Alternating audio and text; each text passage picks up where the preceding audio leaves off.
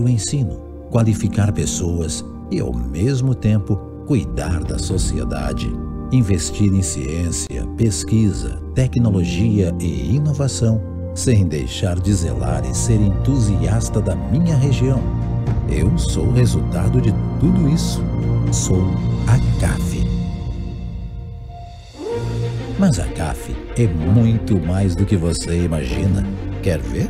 É a CAF. Sempre que a dona Fátima recebe tratamento psicológico gratuito em Criciúma. E assim como ela, outros 57.977 atendimentos são realizados anualmente em Santa Catarina. É a CAF, sempre que o seu Antônio recebe assistência jurídica gratuita em Chapecó. E assim como ele, outros 55.015 atendimentos de apoio jurídico ocorrem por ano. É a CAF, sempre que a Júlia, de Itajaí, é contemplada com atendimento gratuito de fisioterapia para sua filha. Além dela, outros 93.622 atendimentos ocorrem anualmente em todo o estado. A CAF é mais que excelência em ensino. É educação transformadora. É pesquisa e extensão. É ecossistema de inovação. A CAF é desenvolvimento social e econômico. É cooperação. A CAF é sua. A CAF é nossa. A CAF é de todo o estado de Santa Catarina. Quem sonha, faz a CAF. Quem realiza, também.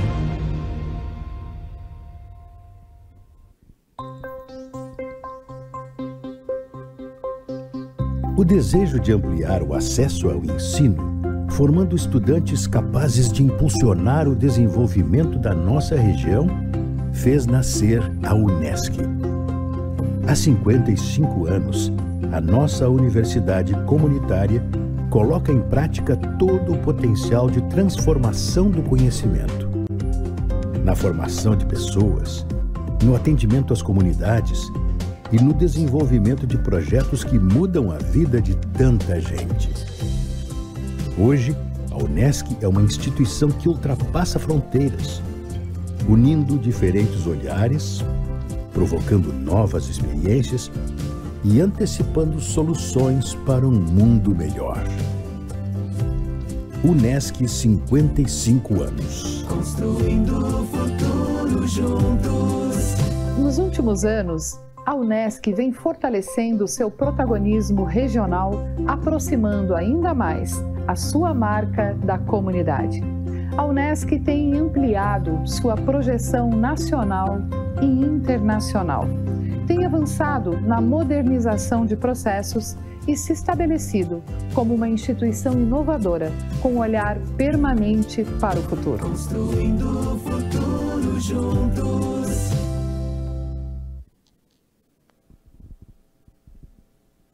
Mais uma vez, sejam todos muito bem-vindos. É uma alegria estar aqui em mais uma edição do Simpósio de Psiquiatria na Interface Cérebro e Mente. É um evento tradicional da universidade. Aos que já estão aqui há mais de uma edição para ganhar conhecimento. A quem está chegando, sejam muito bem-vindos e conheçam o estilo e a forma com qual nós trabalhamos com pesquisa e gostaríamos, que todos tenham acesso a esse conhecimento científico.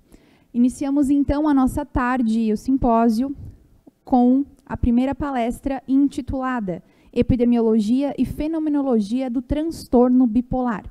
Essa palestra será ministrada aqui presencialmente por Bruno Montesano. Bruno tem graduação em Psicologia pela Universidade Católica de Pelotas, atualmente cursa mestrado na Universidade Federal do Rio Grande do Sul, junto ao programa de pós-graduação em Psiquiatria e Ciências do Comportamento, é diretor e integrante do grupo de pesquisa Alliance, que avalia e estuda inteligência artificial na neurociência, coordenado pelo professor doutor Ives Cavalcante Passos. Bruno, seja muito bem-vindo e vamos recebê-lo com muitas palmas.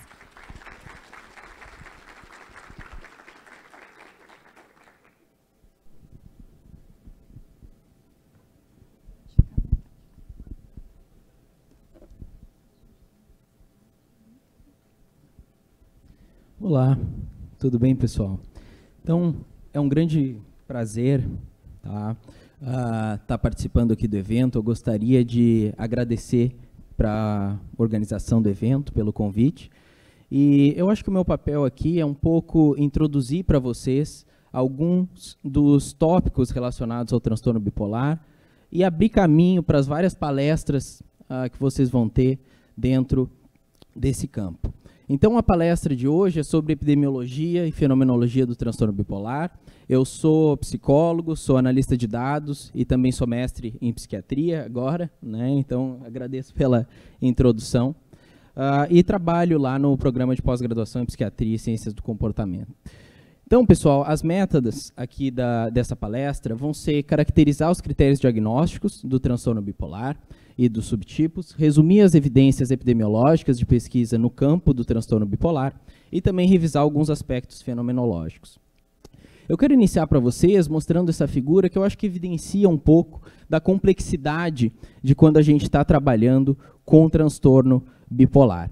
Aqui a gente consegue ver nesse gráfico que existem esses dois polos dentro do transtorno bipolar, que é o que faz com que a gente tenha uma grande dificuldade na hora de manejar os casos de transtorno bipolar dentro da clínica, muitas vezes. A gente tem o polo da mania, quando o sujeito está, então, com uma energia aumentada, maiores níveis de irritabilidade. O polo da depressão, quando o sujeito, então, apresenta sintomas depressivos, não é? Sintomas negativos, como, por exemplo, falta de interesse ou prazer pelas coisas, que a gente chama de anedonia. E a gente tem a eutimia também, que é quando a gente consegue, então, estabilizar o humor daquele paciente. Esse seria o estado que a gente deseja que esse paciente estivesse na grande maioria do tempo, não é? Mas a complexidade do transtorno bipolar entra na presença desses dois polos, partindo do pressuposto de que quando a gente trata, muitas vezes, um dos polos, isso pode ter um efeito, por exemplo, na conversão desse paciente para um outro polo, né? Um fenômeno que a gente conhece muito é o fenômeno, então, da virada maníaca, por exemplo, não é? Então, aqui eu trouxe para vocês alguns dos critérios diagnósticos, então, para os episódios de humor a partir, então, do DSM-5, o texto revisado, que é o que a gente tem de mais atual, então, para estar classificando o transtorno bipolar. Então, a gente tem os episódios maníacos, onde a gente é caracterizado, então, por humor elevado ou humor irritável por um período de 1 semana, ou então, caso esse paciente, então, tenha precisado de internação psiquiátrica, a gente já entende que esse critério foi respeitado. A gente precisa de 3 ou mais sintomas também do polo da mania, não é? Então, a gente pode pensar aí taquilalia, fuga de ideias, menor necessidade de sono, como alguns dos sintomas aí desse polo. E também precisamos de um prejuízo marcado na funcionalidade desse paciente, sejam nos domínios sociais ou ocupacionais desse paciente. E a gente tem também o episódio maníaco, tá? Que os primeiros critérios são muito parecidos com os critérios da mania, mas a gente precisa de um período menor, então, de acontecimento aqui do humor elevado ou humor irritável. A gente precisa de 3 ou mais sintomas também do polo da mania ou hipomania. E a gente precisa de um funcionamento marcado, tá? Uma mudança de funcionamento marcada do padrão normal daquele paciente. Então, muitas vezes a gente vai entrar em contato com familiares ou com conhecidos desse paciente para ver se existiu uma mudança marcada nesse funcionamento. E o prejuízo em relação aos episódios maníacos é menor nesses episódios hipomaníacos. E a gente tem também os episódios depressivos, que são caracterizados por 5 ou mais sintomas desse polo. Então, a gente poderia pensar aí alterações no sono, alterações no apetite, humor deprimido, não é? E a gente precisa que pelo menos um desses sintomas seja humor deprimido ou anedonia, né? Falta de interesse ou prazer pelas coisas, tá certo? E a gente precisa também de um prejuízo marcado. E aí, esses episódios são o que nos ajudam a caracterizar os diversos subtipos do transtorno bipolar que a gente tem hoje em dia, tá certo? Então, primeiro seria transtorno bipolar do tipo 1, que é caracterizado, então, ao longo da vida na presença de um episódio de mania, tá certo? Tipo 2 é caracterizado pela presença de um episódio de hipomania, um episódio de depressão, pelo menos ao longo da vida, e esse sujeito não pode ter apresentado, claro, um episódio maníaco durante a vida, porque senão ele se enquadraria dentro do transtorno bipolar do tipo 1.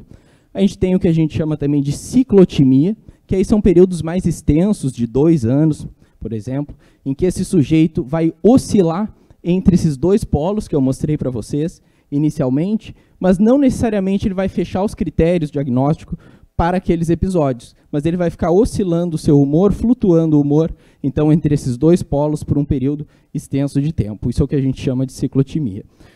Ali nos episódios, a gente também poderia salientar, né, algo que se chama de episódio misto, que é quando o paciente, então, apresenta os critérios para um determinado episódio de humor e apresenta pelo menos 3 sintomas do polo oposto.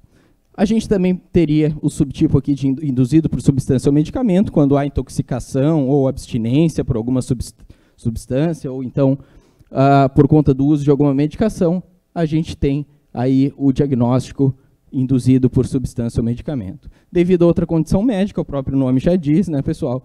E a gente tem essas 2 classificações também de outro transtorno bipolar e transtorno relacionado, especificado e não especificado, que é quando esse paciente ele não fecha os diagnósticos, mas ele apresenta uma manifestação do transtorno. E aí, se a gente tem uma razão específica ou não, né, sobre esse não enquadramento nos critérios formais, é o que vai caracterizar se a gente vai ter, então, o transtorno bipolar especificado ou não especificado aqui. E aí, pessoal, para entrar um pouquinho na parte de epidemiologia, eu trago aqui um dado, né, de 2011, mas é um dos dados que a gente utiliza ainda quando fala de prevalência de transtorno bipolar, que globalmente, então, 2 a cada 100 sujeitos apresentam alguma manifestação do transtorno. Nesse dado de 2011, que é do World Mental Health Survey, certo? Que é um grande inquérito, né, global, que pega amostras de vários países, das Américas, da Europa, da Ásia, a gente enxerga, então, uma prevalência de 2,4%. Sendo que desses casos, 1,4% são casos subsindrômicos, ou seja, são casos que não fecham diagnósticos formais para a doença, certo? Mas existe algum tipo de manifestação do transtorno. E a gente teria só 1%, então, de casos que fecham diagnósticos formais para o transtorno bipolar, que seria aí 0,6% transtorno bipolar do tipo 1, 0,4% transtorno bipolar do tipo 2. Algo interessante que a gente vê nesses dados do World Mental Health Survey é uma discrepância, muitas vezes, nos dados locais. Então, quando a gente observa, no braço da Índia, desse estudo, eles observaram uma prevalência de 0,1%. E se a gente olha estudos dos Estados Unidos, os braços dos Estados Unidos, desse grande inquérito, a gente enxerga uma prevalência de 4,4%. Então, muito maior, né, e tem uma variação grande. Por isso que é tão importante a gente observar também dados específicos do Brasil, não é? Então, o braço do World Mental Health Survey no Brasil foi o último dado, na verdade, que a gente tem de inquérito nacional com diagnóstico psiquiátrico, tá? Que foi o São Paulo Megacity.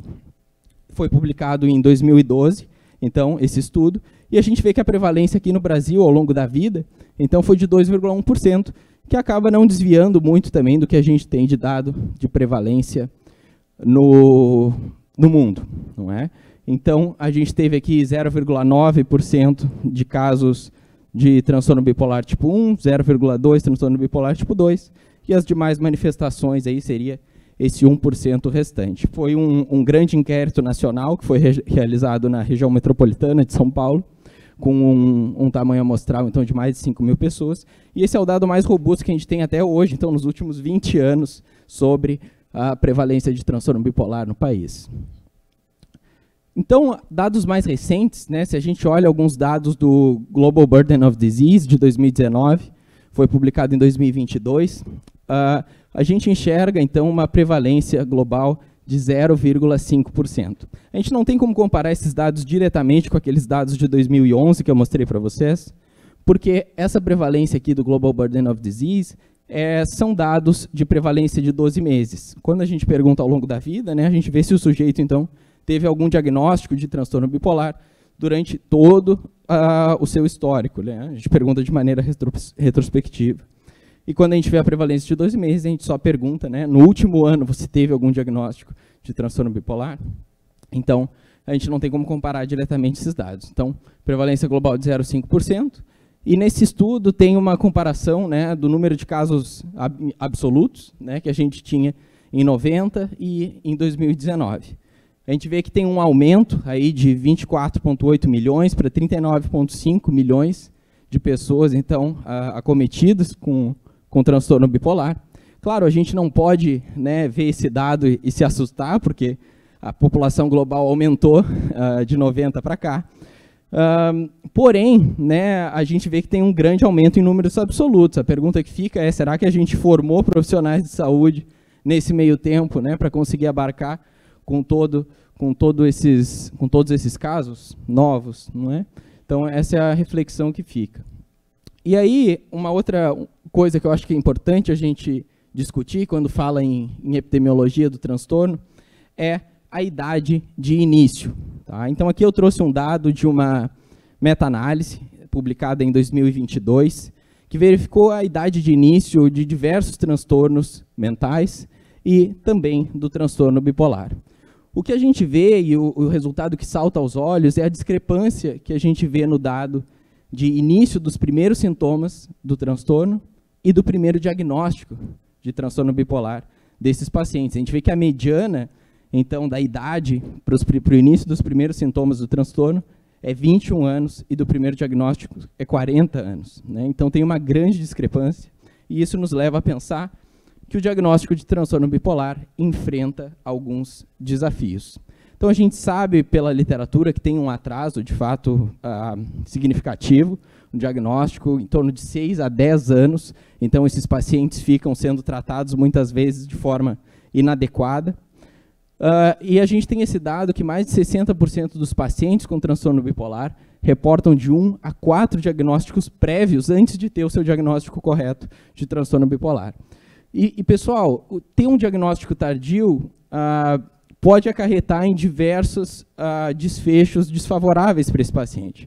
Alguns que a gente poderia pontuar, então, o maior número de hospitalizações, né, de internações psiquiátricas, isso acontece. A gente poderia salientar também um menor tempo entre recorrência de episódios de humor, isso também acontece. A gente sabe que número de episódios de humor, muitas vezes, são marcadores para um risco aumentado, principalmente quando a gente pensa em depressão, né, um risco aumentado para conversão diagnóstica para o próprio transtorno bipolar. E também a gente poderia salientar aqui um maior risco para tentativas de suicídio. E isso acontece, pessoal, porque quando muitos desses pacientes eles são tratados muitas vezes como pacientes com depressão maior, apesar de terem transtorno bipolar.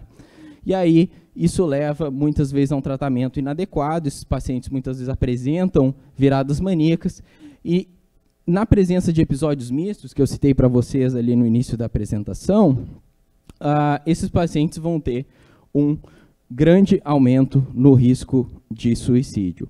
Então, o diagnóstico tardio, por si só, acaba sendo um problema, muito por conta desses desfechos desfavoráveis. Algumas das razões, pessoal, que a gente pode salientar são um diagnóstico diferencial complexo.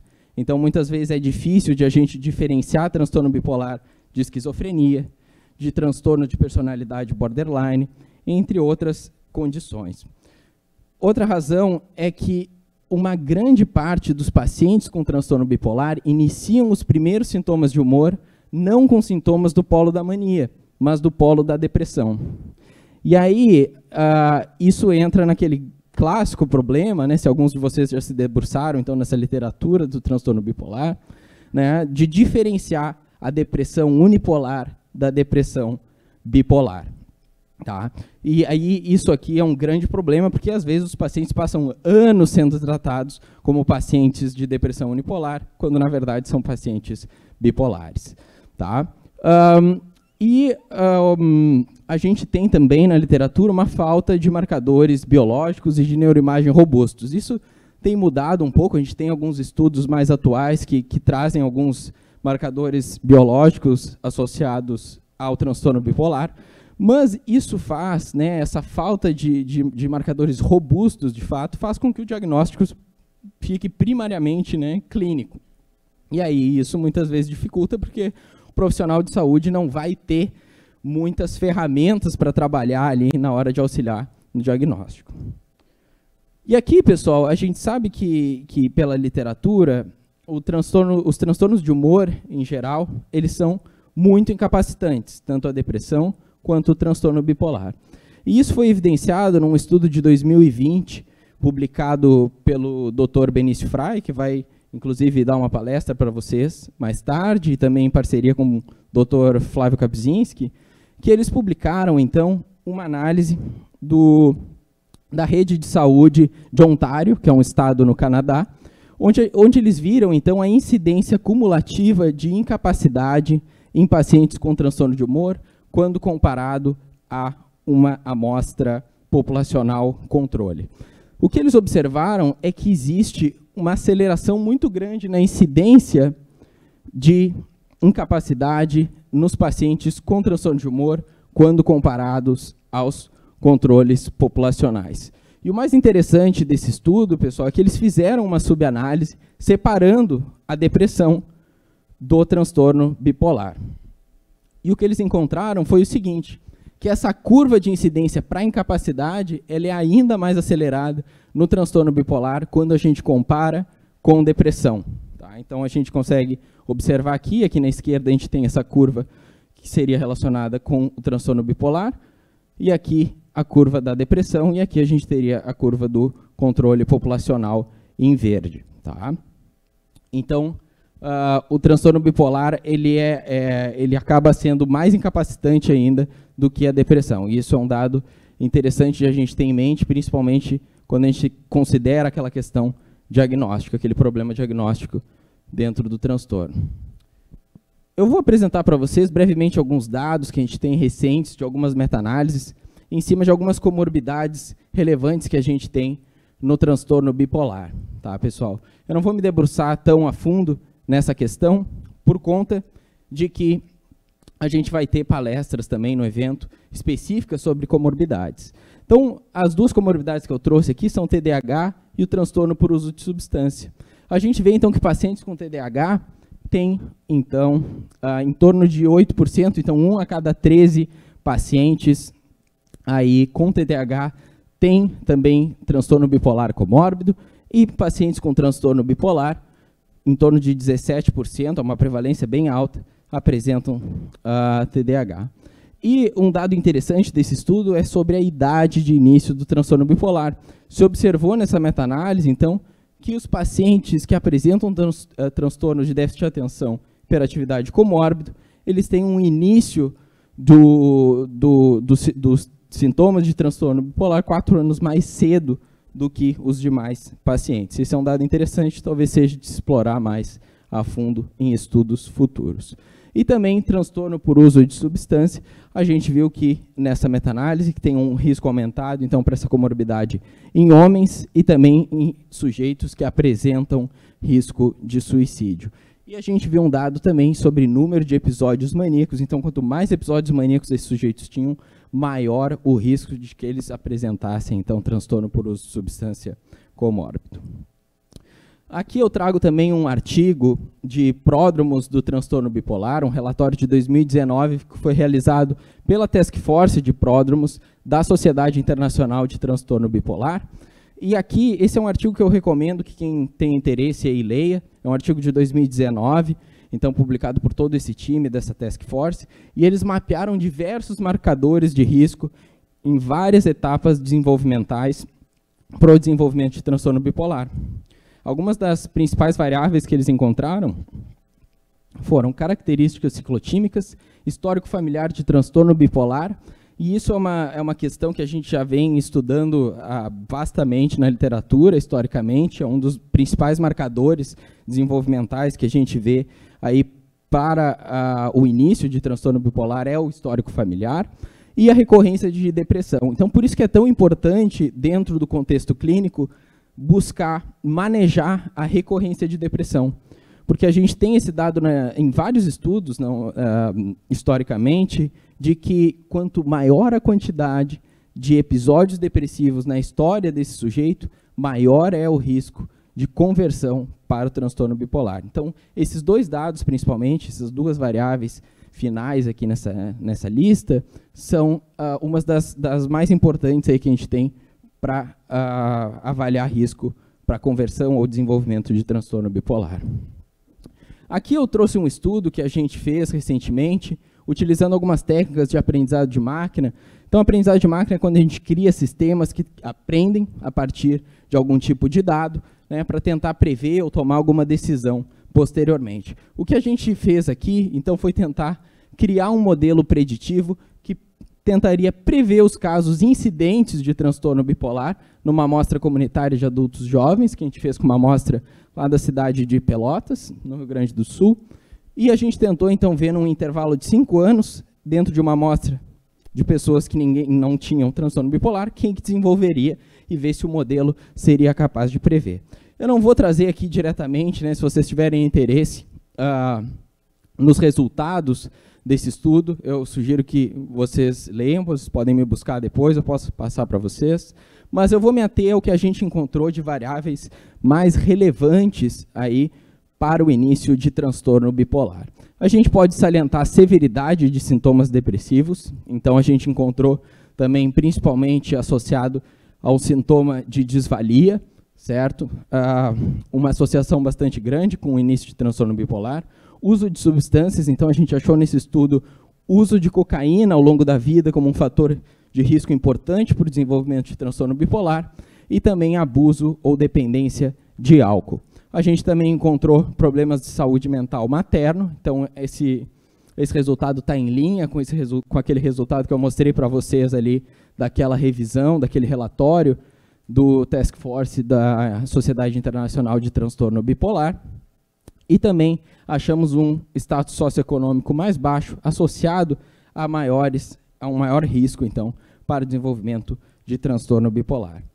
E aqui eu trago para vocês, pessoal, uma figura, ok, de um framework de transtorno bipolar latente. Essa figura é de uma carta que a gente publicou recentemente no Lancet, falando, então, sobre essa compreensão do transtorno bipolar como uma trajetória, tá certo? Então, a gente tem aqui diversos fatores desenvolvimentais que poderiam estar associados a um risco aumentado para o transtorno bipolar.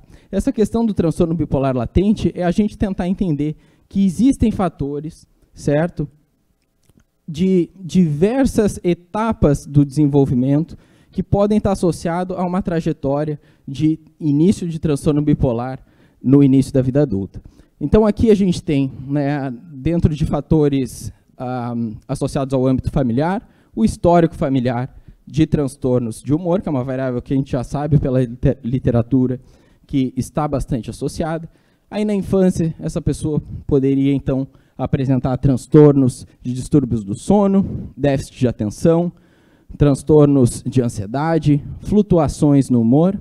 Aí, na adolescência, muitas vezes a gente observa transtornos de ajustamento, sintomas de humor, porém ainda subsindrômicos. Muitas vezes esses sujeitos não vão estar caracterizados formalmente dentro de um episódio de humor. Impulsividade presente, também uso de substância, que a gente já vê mapeado em diversos estudos, principalmente o uso de cocaína, é muito validado aí dentro de estudos anteriores na literatura. E aí, muitas vezes o que a gente vai ver é um início com sintomas depressivos. A gente tem um dado na literatura, dado de meta-análise, pessoal, que 1 a cada 4 sujeitos, então adultos e adolescentes que apresentam sintomas depressivos, se acompanhados por 12 anos, 1/4 deles, então, vai estar apresentando conversão para transtorno bipolar. E a maioria desses casos vai converter, então, num intervalo de 5 anos, tá certo? Então, o interessante desse framework de compreensão de transtorno bipolar latente é a gente pensar, sempre que estiver avaliando algum caso de transtorno bipolar, é pensar, olha, será que existiu na infância alguns desses fatores que poderiam estar associados a esse risco aumentado para transtorno bipolar? Ou na adolescência, existe histórico familiar de transtornos de humor na vida desse sujeito? Então, isso são tudo variáveis que são importantes de a gente entender, porque a primeira manifestação do transtorno bipolar, na grande maioria das vezes, acaba sendo os sintomas de depressão. certo? Então, as minhas mensagens finais, pessoal, é que há uma escassez de inquéritos nacionais. Então, a gente vê aí que o último dado foi publicado em 2012, tá, para estimar a prevalência de transtorno bipolar aqui no Brasil. Então, a gente tem uma escassez, de fato, desse tipo de dado epidemiológico. A gente deve prestar atenção em casos com início precoce da doença, principalmente acabam sendo sintomas depressivos, e buscar avaliar os riscos para conversão com depressão maior. E quando a gente busca caracterizar o transtorno, é importante avaliar marcadores de risco em todas as etapas desenvolvimentais, tá? E pensar no transtorno bipolar como uma trajetória, porque senão a gente sempre vai cair nesse mesmo buraco, né, de muitas vezes não conseguir diferenciar depressão unipolar, depressão bipolar. Tá? Então, eu acho que é importante isso, espero que eu tenha conseguido dar para vocês uma ideia do transtorno, tá?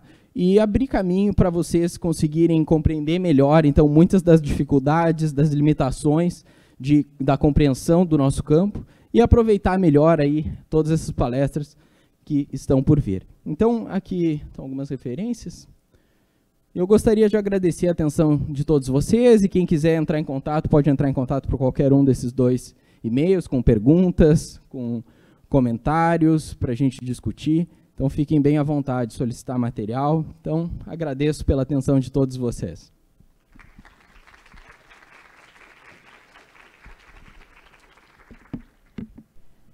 Convidamos, então, o mestre Bruno Montesano para permanecer no palco. Quem estiver no Meet pode fazer a pergunta pelo chat, que a gente também recebe aqui, tá, pessoal?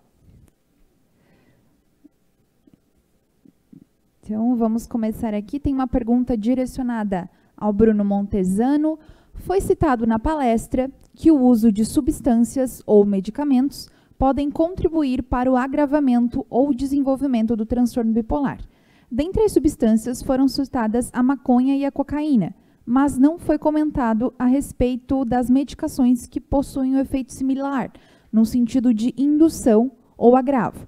Poderia comentar um pouco sobre essa medicação? Existe alguma medicação, algum estudo nesse sentido?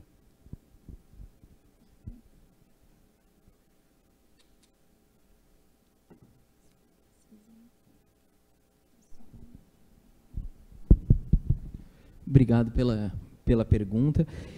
Se eu me recordo bem, eu acho que na apresentação eu citei sobre o uso de cocaína ao longo da vida, que a gente encontrou como um fator de risco naquele estudo que eu mostrei para vocês ao final, e também o abuso de dependência de álcool.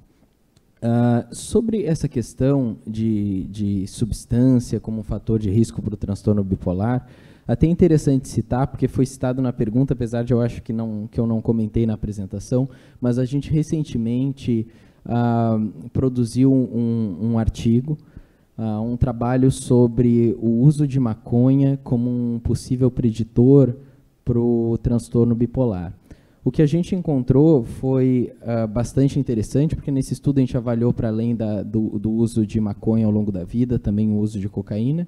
A gente encontrou um efeito significativo para o uso de maconha e também para o uso de cocaína, mas acontece que quando a gente adicionou algumas variáveis de controle, como, por exemplo, o abuso físico por parte dos pais, a variável de maconha acabou deixando de ser significativa. Então, isso é interessante, porque apesar de que existem alguns estudos sobre essa questão da maconha, por exemplo, foi citada na pergunta, os estudos são ainda bastante controversos. E sobre questão de medicação específica, eu não estou ciente de estudos que tenham avaliado diretamente isso.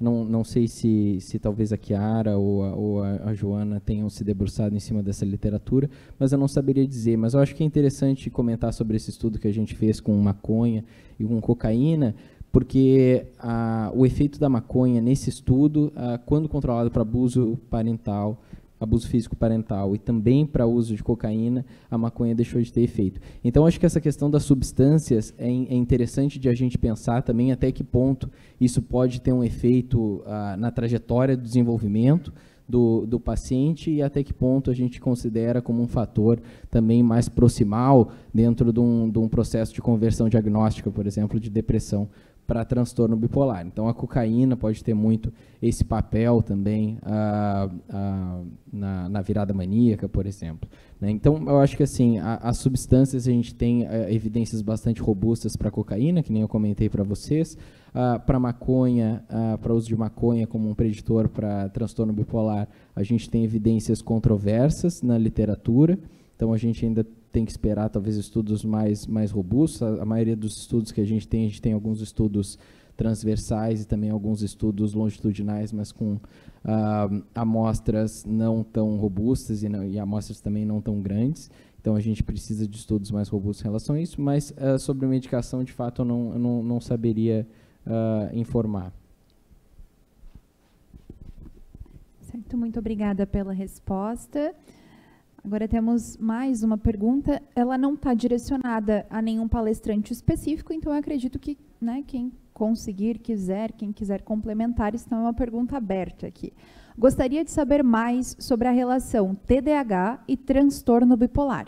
Quais sintomas os diferem e como poderia começar a tratar? Ok. Eu citei ali, quando comentei com você, sobre esse framework de compreensão do transtorno bipolar como uma trajetória latente, sobre sintomas de desatenção na infância.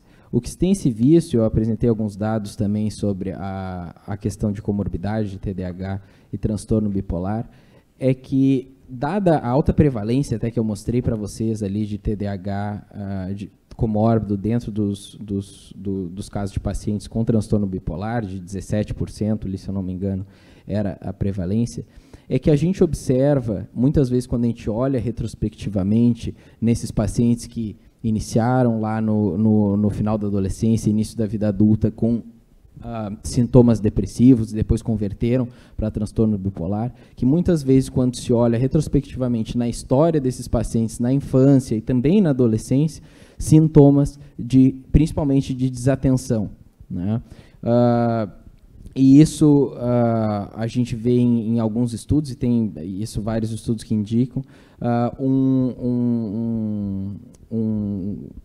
os sintomas de desatenção como um possível fator de risco. Então, assim, o que eu quis salientar ali na apresentação sobre o papel do TDAH é quando a gente está se deparando com um caso de depressão maior, por exemplo, no início da vida adulta, e eu mostrei aquele dado lá para vocês, que então 1/4 dos pacientes lá vão acabar convertendo para transtorno bipolar, num intervalo de 12 anos aí. Então, essa é uma taxa bastante alta, e aquele framework ele facilita a gente a entender características-chave, e entre elas sintomas de desatenção, que podem estar trabalhando para um aumento no risco desse fenômeno da conversão diagnóstica de depressão para transtorno bipolar. Então, acho que esse seria o papel assim, que a gente consegue destacar hoje do TDAH e de sintomas associados ao TDAH para o desenvolvimento do transtorno bipolar latente, que é o que eu mostrei ali para vocês naquela nossa publicação. Então, acho que seria isso, mas obrigado pela pergunta. Acho que é sempre importante a gente discutir essas questões das comorbidades e dos papéis desses sintomas precoces e do desenvolvimento de transtorno bipolar como trajetória, certo, pessoal? E não só pensando em cima desses fatores proximais, né? Ótimo, muito obrigada pela resposta. Chiara, Joana, querem fazer algum complemento? Podem ficar à vontade.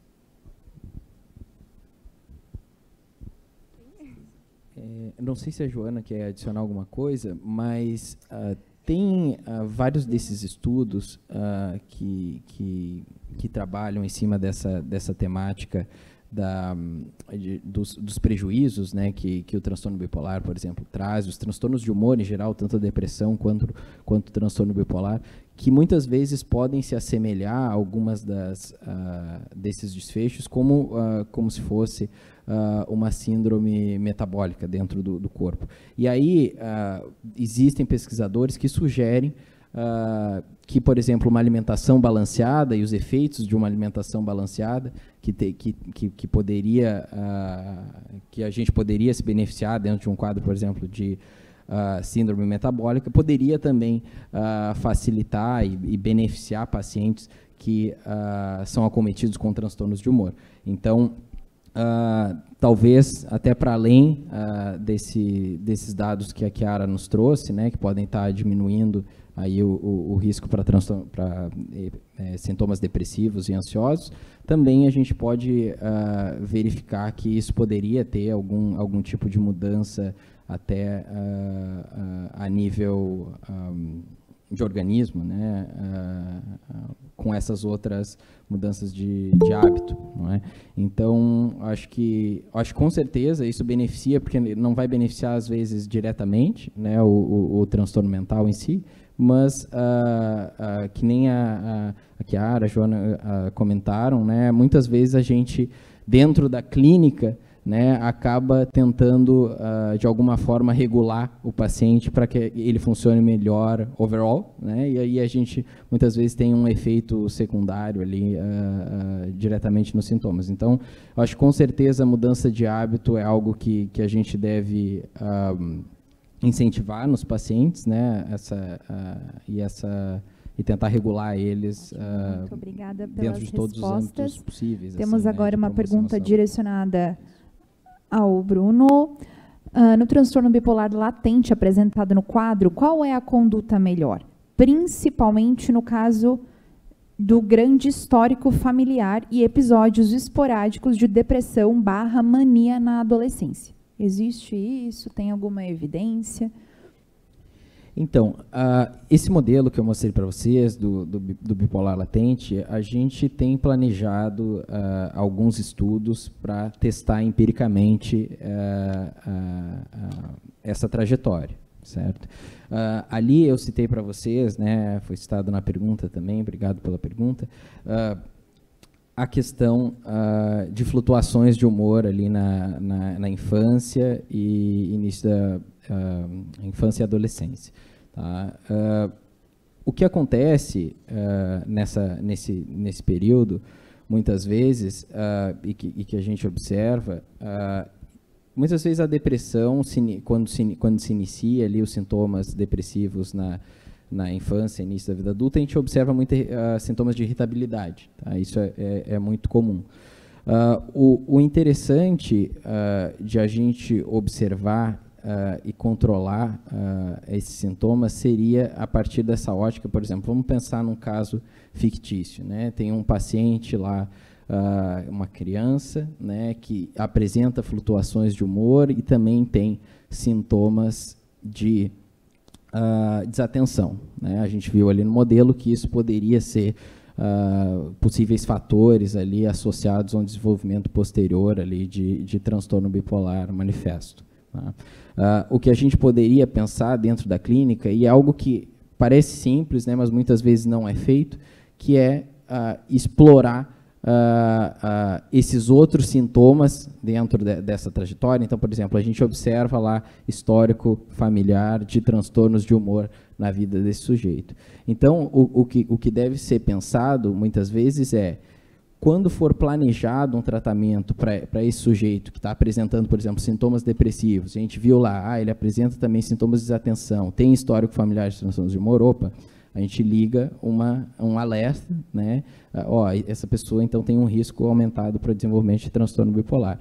Então, quando for elaborado o plano de tratamento para essa pessoa, de se pensar isso, né? De já se pensar em maneiras de você, por exemplo, implementar psicofármacos que você sabe que vão ter menor risco para conversão diagnóstica, ou um menor risco até para viradas maníacas, por exemplo, porque você já enxerga alguns dos fatores associados nesse paciente que está apresentando sintomas depressivos, mas você está com esse alerta, né, com